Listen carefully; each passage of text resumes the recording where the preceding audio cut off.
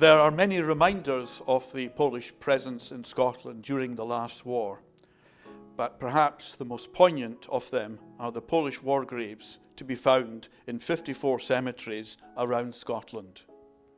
Wellshill Cemetery, off Jeanfield Road in Perth, contains the largest number of these burials.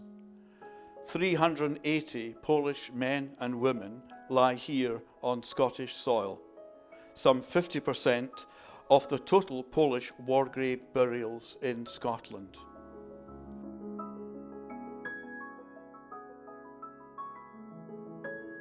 A 15-foot stone memorial dominates these Polish graves at Wellshill Cemetery.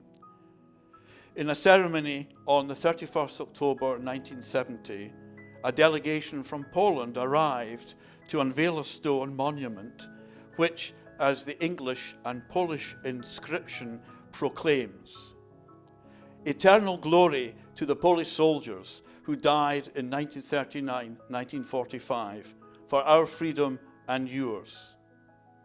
The emblem, placed near the top of the monument, reflected the wishes of the Polish government in Warsaw.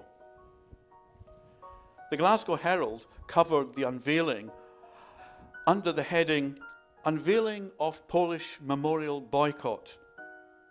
The unveiling ceremony in October 1970 was boycotted by the Perth branch of the Ex-Combatants Association, and only a few members of the local Polish community attended. Members of other branches of the association also stayed away. About 100 people attended, mainly from other parts of Scotland. Behind this boycott was that the memorial was erected by the communist regime, the Polish People's Republic. An official of the Ex-Combatants Association wrote in a letter to a local newspaper before the event that we protest that the ideals and memories for which our soldiers died must not be profaned with monuments given by political factions and ideologies foreign to the traditional patriotism of our forefathers. Members of the association from all over Scotland held their own remembrance service.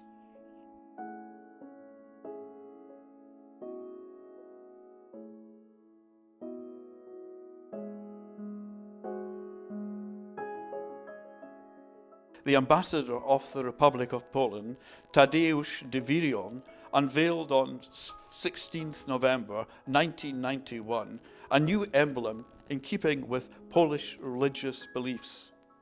The previous emblem was replaced with a crowned Polish eagle on which is an icon of Our Lady of Częstochowa.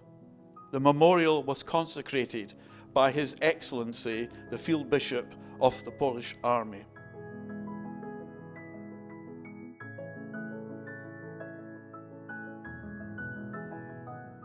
According to the register of the Commonwealth War Graves Commission for Perthshire, it was in September 1940 when the Polish authorities expressed a wish for a special consecrated plot in a cemetery for the burial of members of their forces.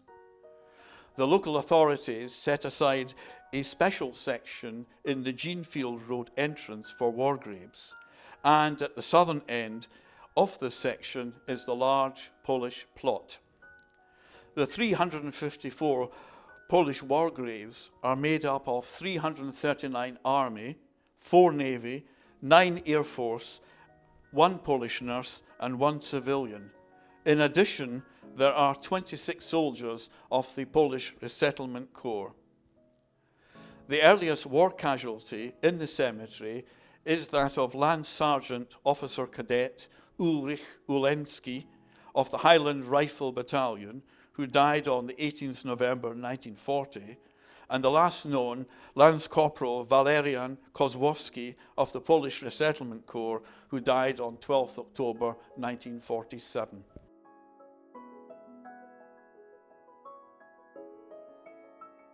Over 160 persons buried in the cemetery died in 2 Polish military hospitals in Perthshire. Many died through medical illnesses, vehicle accidents, in training exercises, from wounds and other tragedies that took their toll of human life.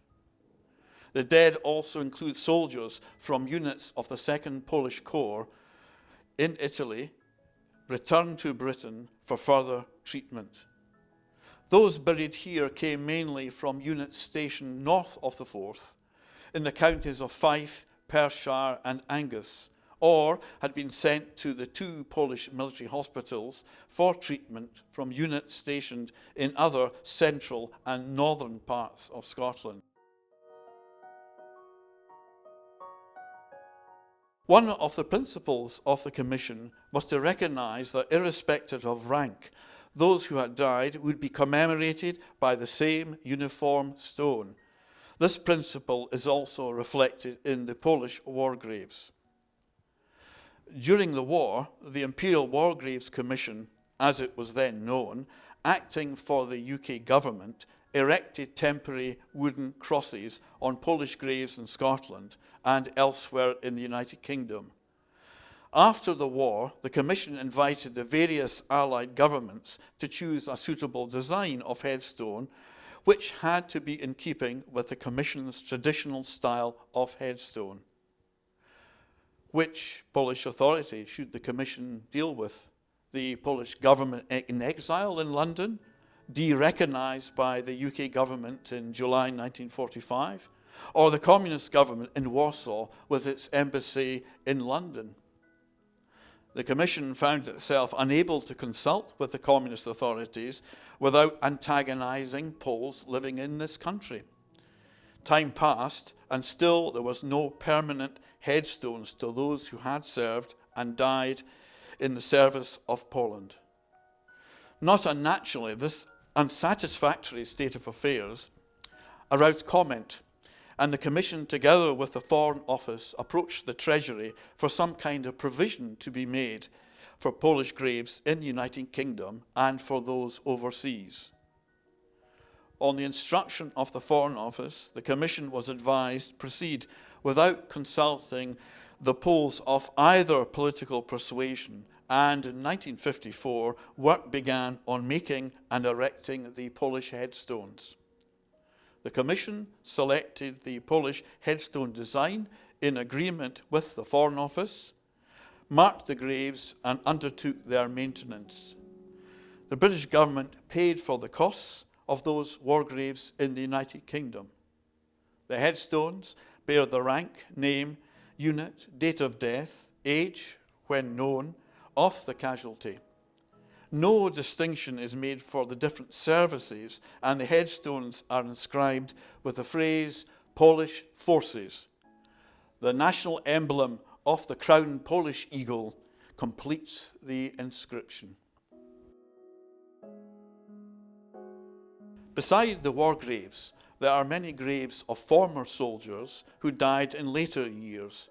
They lie together with their comrades. They should not be forgotten.